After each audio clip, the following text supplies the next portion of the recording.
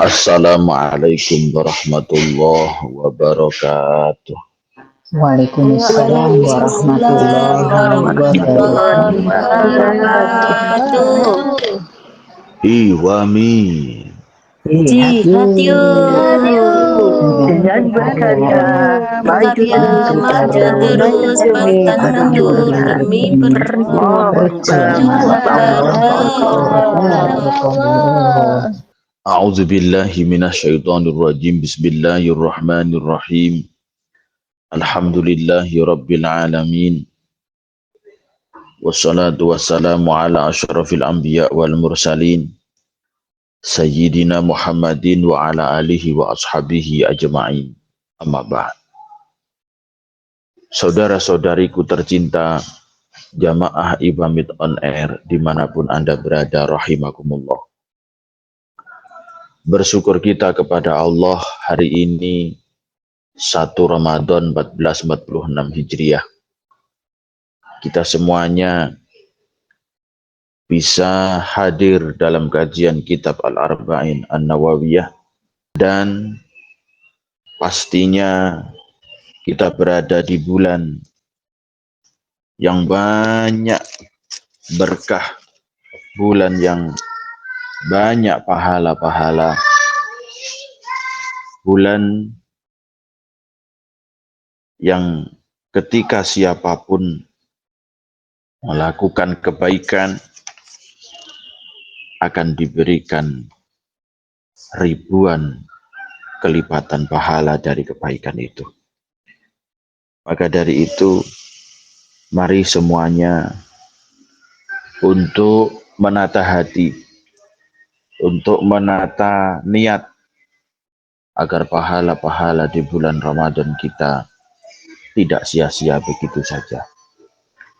Bahkan Nabi SAW bersabda, diriwayatkan dari sahabat Anas, insyaallah, Nabi SAW bersabda, man hadara majlisal ilmi fi Ramadan, kataballahu ta'ala bi kulli qadamin ibadata sanatin wa yakunu ma'i tahtal ars.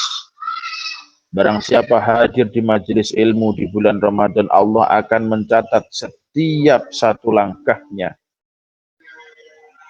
setiap satu langkahnya dicatat ibadah 1 tahun, dan aku akan bersama orang itu di bawah aras. Saking mulianya ketika bulan Ramadan hadir di majelis ilmu. Bukan berarti orang yang bekerja di bulan Ramadan tidak mendapatkan pahala, juga mendapatkan pahala karena bekerja. Mencukupi nafkah ekonomi juga suatu kewajiban.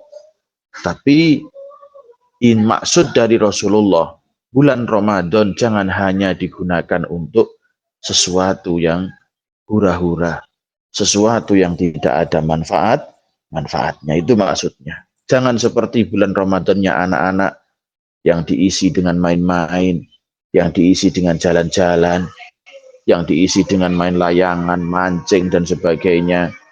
Itu bulan Ramadannya anak-anak. Kita yang sudah dewasa, masa seperti kembali ke anak-anak lagi?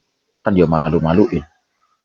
Nah, untuk itu, mari kita kaji kitab Al-Arba'in An-Nawawiyah sampai pada hadis yang ke-33. Yang punya kitabnya silahkan dibuka halaman 72. Bismillahirrahmanirrahim. Subhanaka la ilma lana illa ma'alamtana. Innaka antal alimul hakim. Allahumma salli ala Sayyidina Muhammad wa ala ahli Sayyidina Muhammad. Al-haditsus salis wa salasuna, hadis yang ke-33. Dengan Ibni Abbasin radhiyallahu anhuma anna Rasulullah sallallahu alaihi wasallam qala, saat temene Kanjeng Rasul sallallahu alaihi wasallam dawuh, lau yu'ta lamun den paringi sapa anasu menungso bidakwahum kelawan pengakuane nas, ladanga mongko yekti ngaku-ngaku sapa ari jalun pira-pira wong lanang amwala kaumin ing pira-pira bandane kaum, wa dima'ahum lan pira-pira gedhe kaum, lakinal bayyinatu tetapi nek utawi seksi iku alal mudai ing atase wong kang dakwa, ing atase wong kang ngaku, Wal yaminu utawi sumpah iku alaman ing atase wong angkara kang ngingkari sapa man. Hadis ini masalah hukum pengakuan. Seandainya Rasulullah bersabda, seandainya manusia itu dibebaskan untuk mengakui, ya, seandainya manusia itu dibebaskan untuk mengakui, ngaku ngene oleh, ngaku ngono oleh, ngakoni iki oleh, ngakoni kae oleh, ladda'a rijalun amwala qaumin wa dima'ahum, maka akan banyak orang mengakui harta-hartanya orang lain. Akan banyak orang-orang mengakui harta ini miliknya, padahal itu adalah miliknya kaum. Akan mengakui bahwa dirinya teraniaya, dibunuh oleh ini, dibunuh oleh itu, keluarganya dibunuh oleh si A, si B, dan sebagainya. Akan tetapi, saksi bagi mudda'i dan sumpah bagi mereka yang mengingkari. Harus ada saksi. Ojo ngaku sakarepe dhewe, aku dianu kae, aku di kayak lemahku, kayak bondokku, ngono kabeh iso kok. Seperti itu. Jadi sebuah pengakuan itu tidak begitu bebas terus. Loh, buktinya apa kalau ini adalah tanahmu? Buktinya apa kalau ini adalah mobilmu? Buktinya apa kalau ini adalah rumahmu? Buktinya apa kalau ini adalah istrimu? Yang moro-moro kok enek wong dualuk bojone lah ya cilaka malah. Aneh-aneh. Innama kanat angin pestine ono opo al bayinatu seksi. Iku alal mudda'i ngatasi wong kang dakwa. Di anak hurono teman setuhune mudda'i iku ya da'a ngaku-ngaku sapa du'ai khilafat dhahiri ing nulayani dhahiri. Orang yang mengaku harus punya saksi. Harus punya bukti. Punya saksi, punya bukti. Punya bukti saja ndak punya saksi yo. Gitu loh. Wih iki lemah ustaku iki ngene-ngene lho, buktine sapa? Seksine sapa? Wal aslu tawi asale iku bara'atu dimati lebarane tanggungan. Wa inama kanat lan angin pestine ono pal yaminu sumpah iku fijami bil mudda'i ale ing dalem arah-arahi wong kang den dakwa. Orang yang didakwa ini bersumpah, sumpah ini punya saya ini, bukan punyanya itu. Ngaku-ngaku baik. Li annahu rono temen setuhune mudda'i iku yadai ngaku-ngaku ma ing barang wafa kang noco ki apa ma al asla ing asali. Wa utawi asale iku bara'atu dimati lebarane tanggungan. Lah wong sing didakwa iku ya harus bersumpah ini punya saya kok iso diakoni namu piye. Lah wong mobil enek BPKB sing nggawa aku. Mobil aku tuku iki buktine tanda tangane kae lho, sampean kok ngaku-ngaku iki piye. Nah, seperti itu.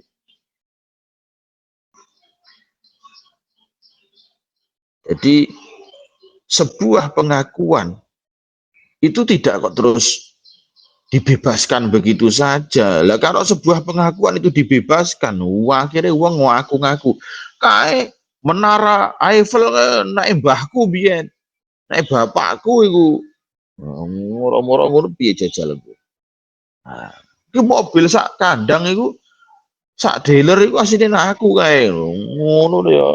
Cilaka, harus ada bukti, harus ada saksi. Sebuah pengakuan itu harus menyertakan bukti, menyertakan saksi.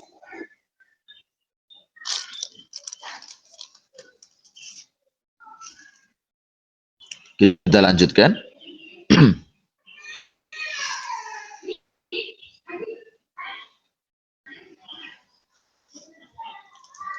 Jamaah Iwamit on Air yang selalu mendapatkan hidayah dan berkah dari Allah. Jadi intinya, ketika sebuah pengakuan itu tidak disertai dengan bukti, tidak disertai dengan saksi, maka tidak sah. Itu. Wa quluhu wal yaminu alaman angkaro.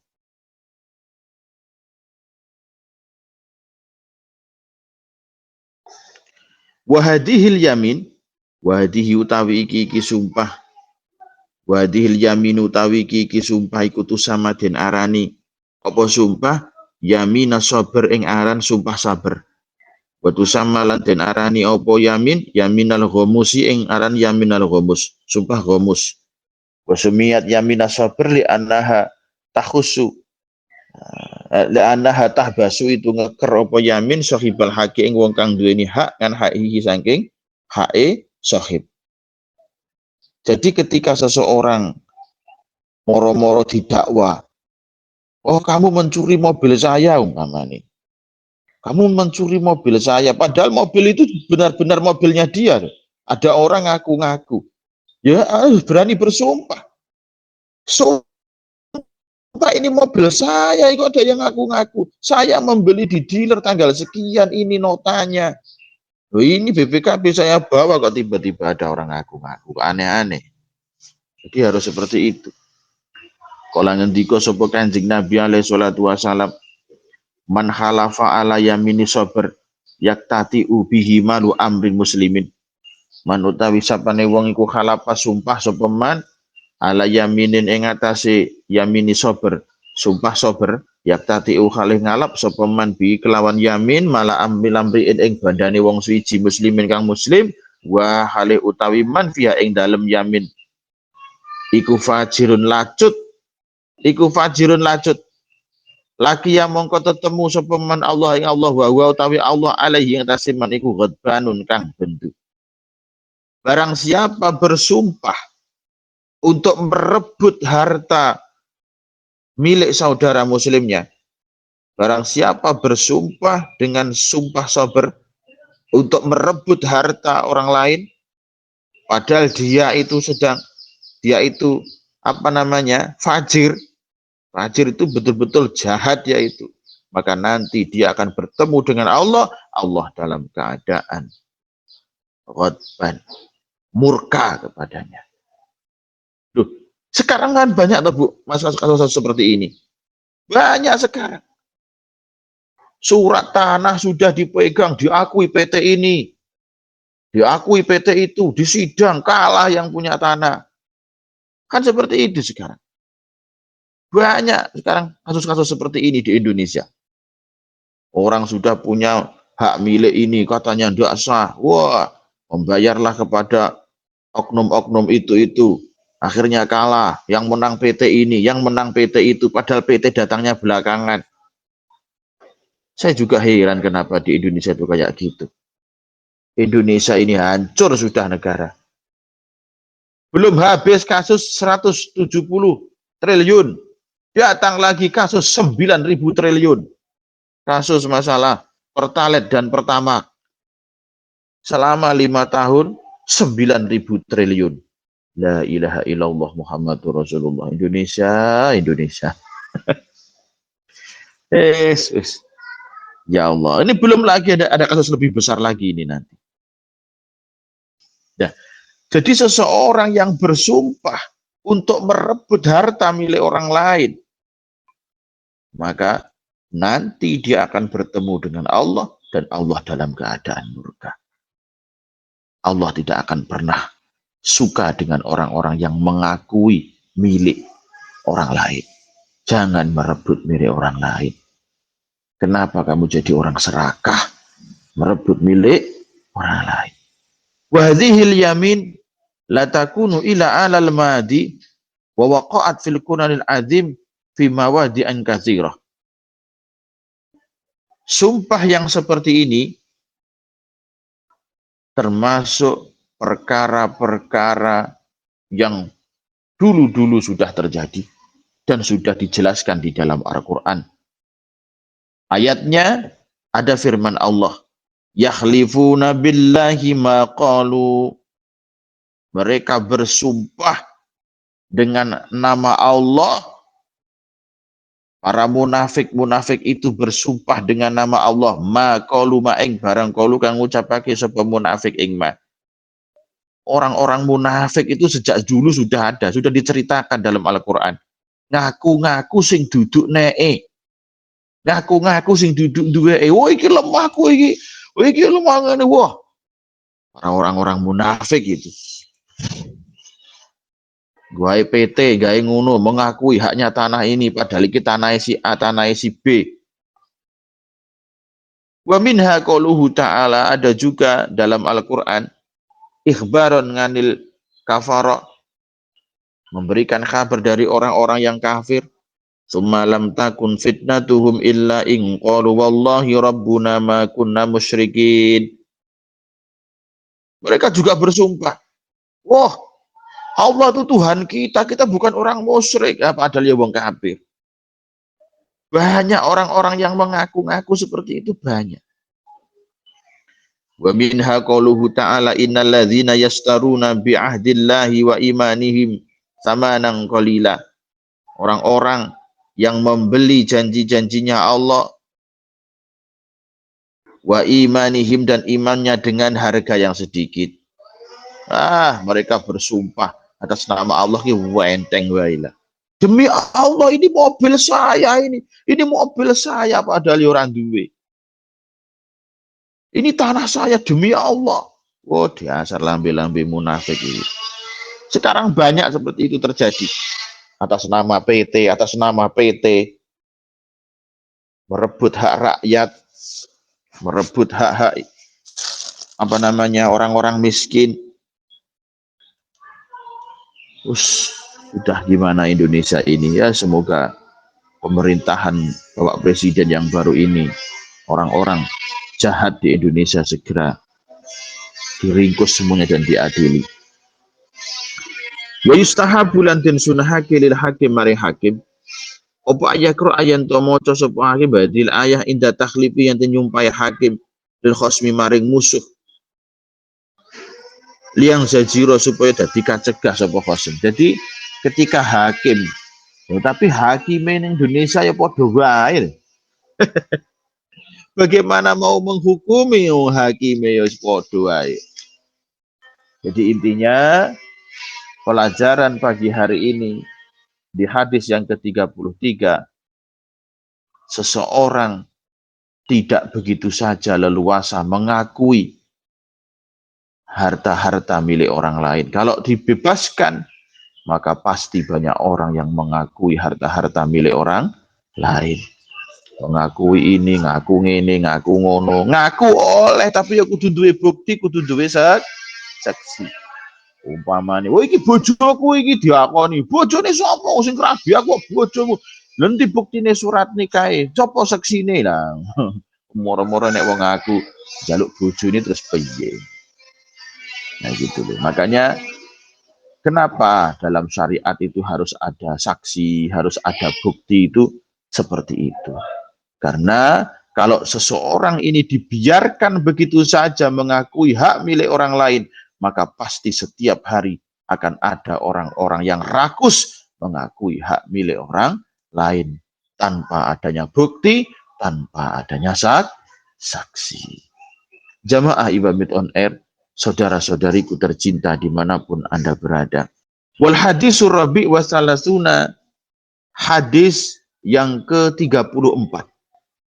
Dan Abi Sa'id al-Khudri radhiyallahu anhu, dari sahabat Abi Sa'id al-Khudri radhiyallahu anhu, qala, beliau berkata, sami'tu Rasulullah sallallahu alaihi wasallam yaqul, aku mendengar Rasulullah sallallahu alaihi wasallam bersabda, man ra'a minkumul munkaran falyughayyirhu biyadihi, fa illam yastati fa bilisanihi, fa illam yastati fa biqalbihi, fadzalika ad'aful iman.